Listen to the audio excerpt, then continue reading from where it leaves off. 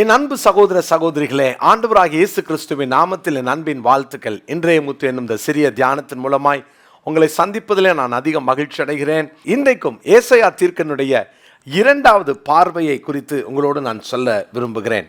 நேற்று தினத்தில் மேல் நோக்கி என்று நாம் பார்த்தோம்.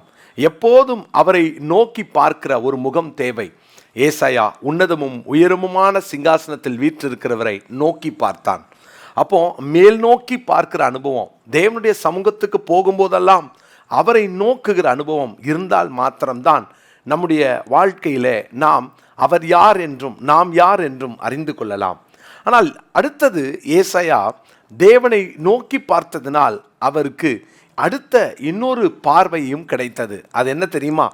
ஏசாயா தீர்க்கதரிசன புஸ்தகம் 6ஆம் அதிகாரத்தின் 5ஆம் வசனத்துல, அப்பொழுது நான் ஐயோ அதமானேன், நான் அசுத்த உதடுகள் உள்ள மனுஷன், அசுத்த உதடுகள் உள்ள ஜனங்களின் நடுவில் வாசமாய் இருக்கிறவன், சேனைகளின் கர்த்தராகிய ராஜாவை என் கண்கள் கண்டதே என்றேன். ஐயோ நான் அதமானேன் என்று ஏசாயா தீர்க்கன் சொல்லுகிறார். முதல் 5 அதிகாரங்களிலே எல்லாருக்கும் அவனுக்கு ஐயோ இவனுக்கு ஐயோ என்று சொன்னவர், ஆனால் 6ஆம் அதிகாரத்திலே உசியா ராஜா மரித்த அந்த வருஷத்திலே ஏசாயாவின் கண்கள் திறக்கப்பட்டு அவர் தன்னை பார்க்கிறார். இப்பொழுது உள்நோக்கி நம்மை நாமே நோக்குகிற அனுபவம். நேற்று மேல் நோக்கி, அதாவது மேலே நோக்கி பார் என்று ஆண்டவர் நம்மோடு பேசினார். இன்றைக்கு உள்ளே நோக்கி பார், உள்ளே பார். இந்த உள்ளே எதை பார்க்க முடியும்? நமக்குள்ளே நம்முடைய வாழ்க்கையில் நாம் பல நேரங்களிலே சுயநீதியோடு வாழ்கிறோம். நான்லாம் பரவாயில்ல, அவங்கள விட நான் பரவாயில்ல, அவங்க ரொம்ப மோசமானவங்க, நான் அந்த மாதிரி அளவுக்கு பாவம் செய்யலை, அவங்க அளவுக்கு நான் பாவம் செய்யலை, இவங்கள மாதிரி வாழலை, ஆனால் நான் அவங்களெல்லாம் கம்பேர் பண்ணும்போது நான் எவ்வளவோ பரவாயில்ல அப்படின்னு பல நேரங்களிலே அவர்களை கம்பேர் பண்ணி நான் நல்லவன் என்று சொல்லி கொள்ளுகிறோம் அல்லவா? இது எவ்வளோ பெரிய ஆபத்து தெரியுமா? அருமையான தேவனுடைய பிள்ளைகளே, நம்மை நாமே ஆராய்ந்து பார்க்கும் ஒரு அனுபவம் நமக்கு தேவை. அந்த அனுபவம் எப்படிப்பட்டது என்று சொன்னால், இங்கே ஏசாயா தீர்க்கதரிசியினிடத்தில் 3 காரியங்களை கற்றுக்கொள்ளலாம். முதலாவதாக அவர் சொல்றாரு, அப்பொழுது நான் ஐயோ அதமானேன், ஐயோ அதமானேன். முதலாவது நம்மை உள்நோக்கி பார்ப்போம் என்று சொன்னால், த இன்வர்ட் லுக்கிங் ரொம்ப முக்கியம். அது எதை குறிக்கிறது என்றால் தரத்தை அறிகிற அனுபவம். நம்மை உள்நோக்கும் பொழுதுதான் நாம் யார் என்று, நம்முடைய தரம் என்ன என்பதை அறியலாம். ஒருவேளை நாம் சக மனிதர்களையே பார்த்து கொண்டிருப்போம் என்றால் நம்முடைய தரம் நமக்கு தெரியாது. ஏசாயா இங்கே இந்த 5ஆம் வசனத்தில் ஐயோ நான் என்று சொல்லும் பொழுது அவர் இதுவரைக்கும் பார்த்த பார்வைக்கும் இப்பொழுது பார்க்கிற பார்வைக்கும் ஒரு வித்தியாசம். இதுவரைக்கும் அவர் ஆண்டவரை பார்க்கல, மற்றவர்களை பார்த்தார். இப்பொழுது அவர் சேனைகளின் தேவனாகிய கர்த்தரை, உயரமும் உன்னதமான சிங்காசனத்தில் வீற்றிருக்கிறவரை நோக்கி பார்த்தப்புறம் அவர் நான் என்ன, என்னுடைய தரம் என்ன என்பதை அறிந்து கொண்டார். அருமையான கர்த்தருடைய பிள்ளைகளே, நாம் எப்போதும் நம்முடைய ஆவிக்குரிய தரத்தை அறிந்து கொள்ள வேண்டும். மனிதர்களோடு கூட நம்மளை கம்பேர் பண்ணி பார்த்தா அவங்கள விட நம்ம பெட்டராக தெரியலாம். ஆனால் நம்முடைய பார்வை மேல் நோக்கி இருக்கும் என்றால், நம்முடைய உள்நோக்கின பார்வையில்தான் நம் தரத்தை அறிய முடியும். இன்னைக்கு நாம் கிறிஸ்தவத்தில் தரத்தோடு வாழ்கிறோமா? ஒருவேளை உலகத்துக்காரங்க எப்படி வேணாலும் வாழ்வாங்க, அவங்க எப்படியும் பேசுவாங்க. என்னுடைய ஆவிக்குரிய தரம் ஒரு நாளும் குறைந்து விடக்கூடாது. ஆவிக்குரிய தரத்தை ஒரு நாள் இழந்துராதீங்க. ஜாக்கிரதையாக இருப்போம். கர்த்தர் கிருபை தருவாராக. முதலாவது தரத்தை அறியலாம், நம்முடைய தரம் என்ன என்பதை அறிந்து கொள்ளலாம். இரண்டாவதாக அவர் தகுதியை அறிந்தார். ஏன் தெரியுமா? ஐயோ நான் அசுத்த உதடுகள் உள்ள மனிதன், நான் அசுத்த உதடுகளோடு இருக்கிறேன், என்னுடைய அந்த உதடுகள் அசுத்தமானது, நான் என்னுடைய இந்த உதட்டால், என்னுடைய வாயினால் எவ்வளவு தூரம் நான் தேவனை துக்கப்படுத்தி இருக்கிறேன், மற்றவர்களை காயப்படுத்தி இருக்கிறேன்.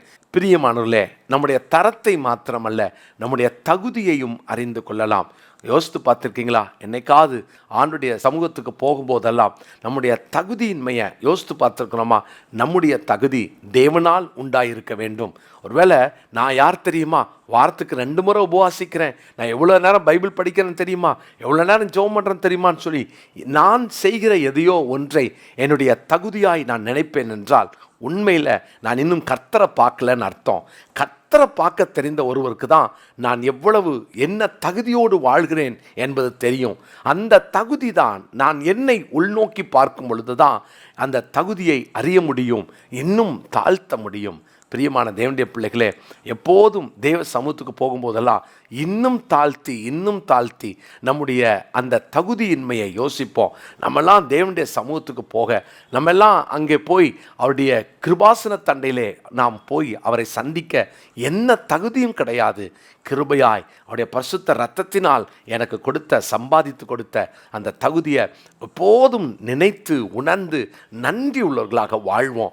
ஒவ்வொரு நாளும் ஆண்டவர்கிட்ட சொல்வோம், ஆண்டவரே, அந்நியரும் பரதேசியமா வாழ்ந்த என்னைய இந்த அளவுக்கு தகுதிப்படுத்தினீங்களே, நன்றின்னு சொல்லுவோம். உள்நோக்கும் பொழுதுதான் தரத்தை அறிய முடியும், உள்நோக்கும் பொழுதுதான் தகுதியை அறிய முடியும்.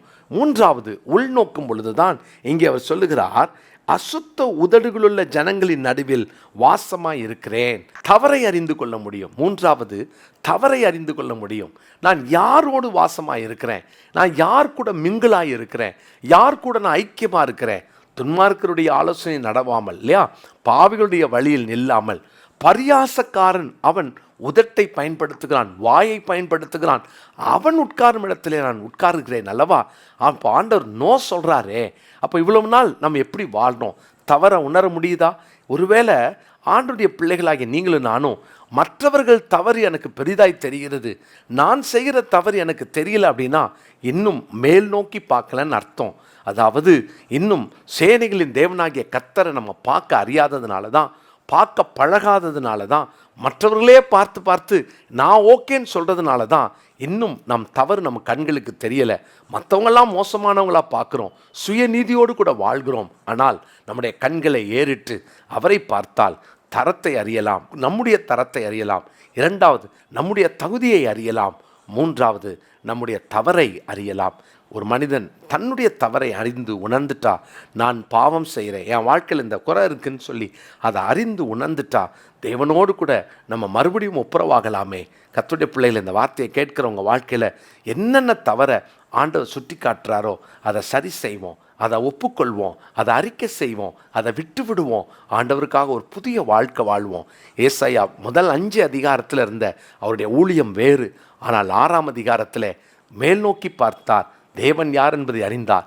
உள்நோக்கி பார்த்தார், தான் யார் என்பதை அறிந்தார். வாழ்க்கையில் ஒரு டேர்னிங் பாயிண்ட். அதுக்கப்புறம் தான் அவருடைய மினிஸ்ட்ரி மாறுச்சு. இன்னைக்கு உங்கள் வாழ்க்கையில் ஒரு பிரேக் த்ரூவை, உங்கள் வாழ்க்கையில் உங்கள் மினிஸ்ட்ரியில் கர்த்தர் ஒரு பிரேக் த்ரூவை உண்டு பண்ண விரும்புகிறார். எப்போ தெரியுமா?